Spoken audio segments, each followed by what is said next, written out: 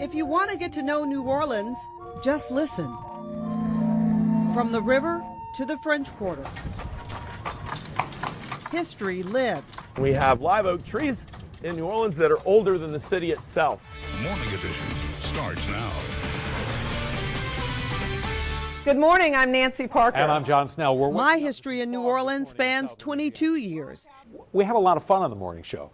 But the thing about Nancy is she knows when to be serious, when there's a weight to a story, and she's a dedicated journalist who knows the area as well as anybody. Built up from feet to face. The area is full of amazing stories. I was just a young kid with dreams and goals, living in the Calio projects. I found my thrill. Like Fats Domino in his last TV interview. A lot of ladies want your autograph and stuff like that? No problem. Powerful stories. Hey, Josh? Yes. Hey, I'm Nancy Parker. Like the officer who apologized. I am so sorry it took so long. To the family of an unarmed teen he killed. God have mercy on your soul. Emotional stories. You could talk to one of those parents who taunted you. What would you say to them right now? Why? From one of the women who first integrated New Orleans public schools. Why to three little children? What could three little children do your child? I traveled to the White House for a one-on-one with President Bush after Katrina. If you could do anything differently in this recovery effort, what would it be? Well, if I could do anything differently, I would have had a better coordinated response. Even lighter stories about characters. Hey, chick. The uptown doctor. Hey, chick. With a chicken coop behind his office. In New Orleans, you can be a character. When you can't get it from Zulu, you get it from a stranger. There we go. Thank you, doll. Playing dress up as Marie Laveau on Mardi Gras. You got a coconut for the news lady? I'm desperate. I was not in Alabama anymore. But Alabama is where my story began. Born in Opelika, Alabama, to parents who were longtime educators, it didn't take long for me to figure out my passion. But by fourth grade, I decided news was my future.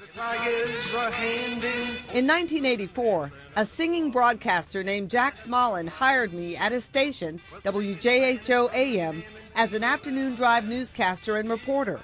I was a senior in high school. It was the start of something big. I graduated from the University of Alabama in print journalism in 1988, and that summer I interned at WTVM, a television station in Columbus, Georgia. Now these renovations will not only put a new coat of paint on some old memories, they will also bring new life to an almost forgotten downtown. 10 months later, WTVM hired me as a one-man band in the Alabama Bureau. In Opelika, I'm Nancy Parker, Action 9 News. Yep, I shot that stand-up. Next stop, WSFA Montgomery. As these marchers reach the final destination of this reenactment march, they say they don't regret how far they've walked for equality. So many stories. This one, the Selma March to Montgomery commemoration. Soon, I was anchoring morning cut-ins at WSFA. Nancy Parker, WSFA News 12, Montgomery.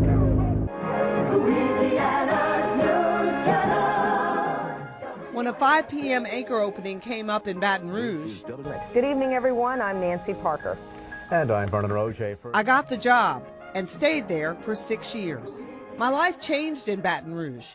I married Glenn Boyd, a fellow reporter I met years earlier when I worked for WTVM.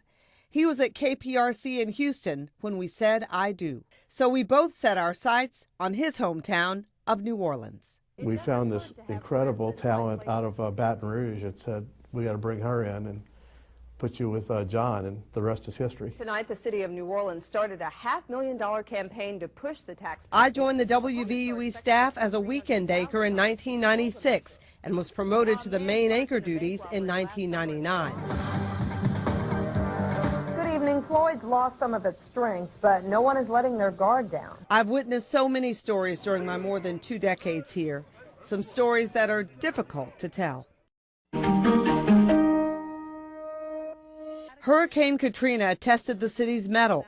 A named storm in the Caribbean turned into a monster. August 29th, 2005, we knew it would be bad as we were dispatched all over the metro area. Our broadcast station, on the air for half a century, went dark in one night. The levees broke and water took over homes. The flooding in our area claimed hundreds of lives. It broke Fox 8 too. Decades of history in tape libraries floated on storm surge. Emma's Communications moved the staff headquarters to Mobile to piggyback off of our sister station, WALA. Good evening, I'm John Snell. And I'm Nancy Parker. Crammed into a garage, we delivered coverage to North Louisiana and states beyond. Katrina couldn't stop the flow of information when viewers needed it most. People in New Orleans are resilient. This story was months after a tornado.